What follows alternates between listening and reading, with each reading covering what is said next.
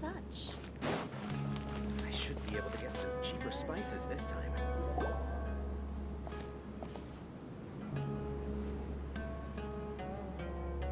We finally made it to Caravan Rebot. It's pretty lively here. So, just past this wall is the desert, huh? Oh, wow. Paimon remembers hearing people call this the Wall of Samiel.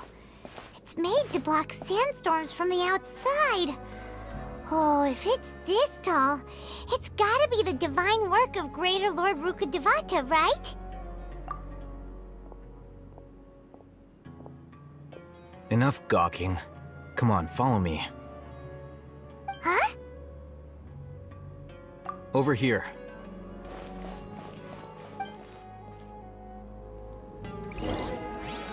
Oh, Hatham went that way! Let's hurry up and follow him. Wonder what he's up to.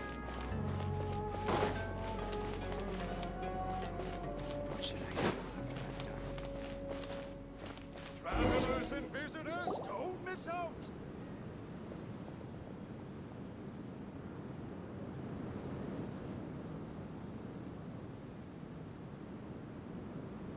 What the? Where did she go?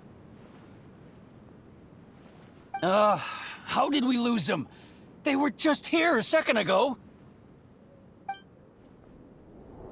More Aramite mercenaries?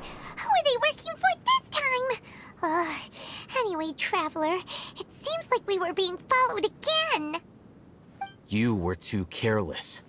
You should have noticed those hopeless amateurs trailing you a long time ago.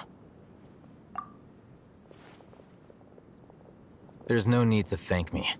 I've never cared to keep track of personal favors. All I did was correct a mistake I happened to come across. It's a habit I developed at the academia. You really gave Paimon a scare, Alhaitham. We never thought we'd run into you here. Last time we met at Port Ormos, didn't you say you were going back to the academia? Wait, don't tell Paimon that you're here to take us back on their orders. Oh, so you've already landed yourselves on the academia's hit list. I can't say that I didn't expect it. However, had I wished to turn you over to the academia, don't you think you'd already be the Eremites' honored guests by now? Oh, right. You do have a point. I have no interest in running errands for that project. As a scholar, I've always belonged to the camp that promotes researcher autonomy. And these days, you're more fascinating than anything the sages can offer. Not quite. To tell you the truth, I'm still investigating the Divine Knowledge Capsule. Unfortunately, I've run into some difficulties. Everyone says the capsule originated in the desert and was eventually moved to Port Ormos. If I am to get to the bottom of this, I must understand how the capsule first came to be. Which brings me back to you and why you're so interesting. The leader of Ain al-Ahmar used the Divine Knowledge Capsule right in front of you, and upon seeing him, your expression became perplexed, and you were lost in thought for quite some time. To have that kind of reaction, I think you must have realized something. Are you interested at all in sharing what you've been hiding from me? Alhaitham, you really have a ridiculous eye for detail. What kind of person even notices and remembers stuff like that? So that's your answer. Well, I do work for the academia after all. So considering that, it is indeed wise to keep your cards close to your chest. But that does prove you do have some undisclosed information about the Divine Knowledge Capsule. Am I right? No matter. Rather than simply learning the answers from you, I'd still prefer to investigate on my own. Speaking of, you two are also headed to the desert? That's right! We have the same plan as you! But we don't really have any concrete goals at the moment. Then I'd suggest starting with Aaru Village. It's the largest settlement in the desert, so it'll probably have more resources and intel than anywhere else. Well, would you like to head there together? It's always better to travel with someone you know. Let's go!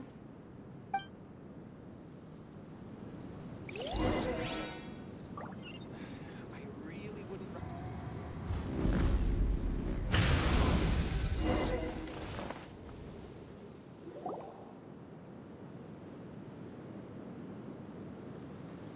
Before us lies Aaru Village, the safe haven of the desert folk. Whoa, this landscape is really something else. What a cool place! Let's go check it out!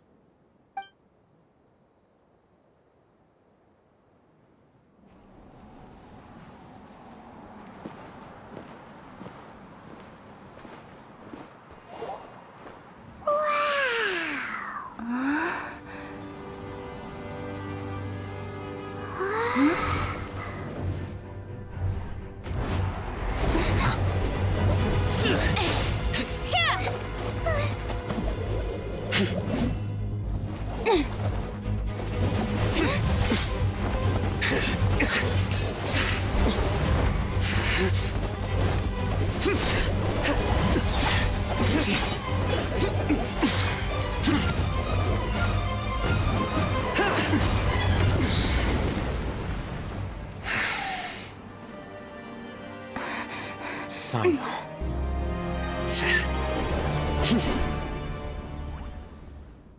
Unless my memory fails me, we have barely spoken 2 words to each other before now at the Academia. Would you care to enlighten me as to when and how I invited the General Mahamatra's wrath? Hatham, do not think you can escape my judgment just because you managed to escape my attack. Judgment? So that's how you'd characterize your actions here, is it? Or would elimination perhaps be a more accurate description? Had I used my full strength, not even this traveler would have been able to stop me. Though styled like an assassination, I sought only to ensure that my target would be unable to flee or resist. Standard practice for the Matra, as well you know. Seemed to me more like your own personal touch. Who is that, Al-Haytham? Did you call him General Mahamatra? Yes. General Mahamatra Sino, head of all the Matra at the Academia. He's a formidable hunter, and the ultimate nightmare for any who have committed academic crimes. You seem to have placed a lot of trust in Al-Haytham, to the point of blocking an attack for him. If I were you, I'd never choose to side with him. I wouldn't believe a single word that comes out of his mouth. I have been pursuing this scribe for a long time. I urge you, stand back and do not seek to defend him any longer. Otherwise, there will be consequences. Has Al-Haytham done something wrong? Paimon doesn't think he's as bad as you've made him out to be. I won't waste my breath explaining things. Al-Haytham, I saw it during our fight. Take it out. The divine knowledge capsule you're hiding on your person. Unless you want me to retrieve it for myself. Very perceptive of you. Nothing escapes a Matra's senses. Wait, the divine knowledge capsule? Didn't it fall into the Matra's hands in Port Ormos? No wonder you speak with such confidence, Sino. But I must admit, I'm very curious. What does this capsule mean to you? And why, as General Mahamatra of the Academia, are you all alone in the desert? As far as I'm aware, the other Matra have been speculating about your disappearance. Have you been given a mission that's, let's say, morally dubious? If I was the real target of your mission, what was stopping you from simply using your authority and resources to judge me within the walls of the Academia? I should have known you'd be difficult to deal with. You two? Ugh! What should we do, Traveler? Paimon feels like we can't trust either of them! Ahem. Well, look at you two, acting all tough and self-righteous over there. Wait, Dia? Great! Finally, someone that we can trust! You gotta help us out here, otherwise these two are gonna start fighting again! Yeah, sure looks that way. 2 giants from the Academia duking it out once and for all. Not something you get to see every day, that's for sure. Listen, I know you academic types love to fill up your big brains with self-righteous morality and lord your empty rules and virtues over each other. But how dare you bring your petty disputes into the safe haven of Aaru Village? It seems like someone's gonna have to beat some sense into your thick skulls until you finally learn to respect these grounds.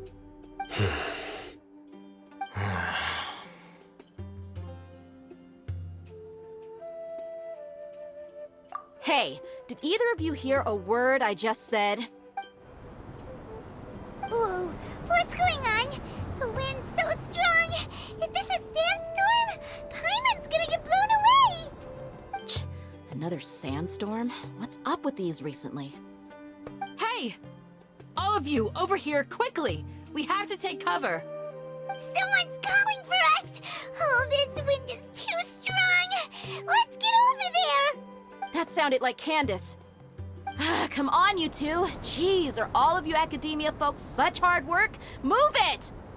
All right, stop yelling.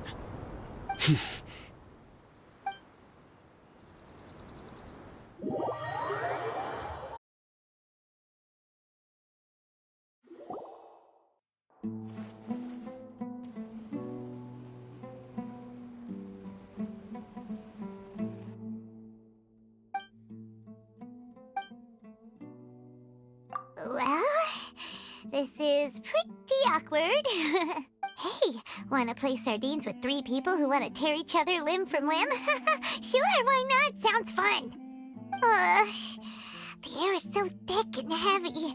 Paimon can hardly keep floating anymore. My sincere apologies, everyone. This is the home of our village chief. I will have to ask you to make do with this small room until the sandstorm dies down. Please, let me introduce myself. I am Candace, protector of Aaru Village. Our savior has come at last! Nice to meet you, Candace. The name's Paimon. Thank you so much for helping us. There's no need to thank me.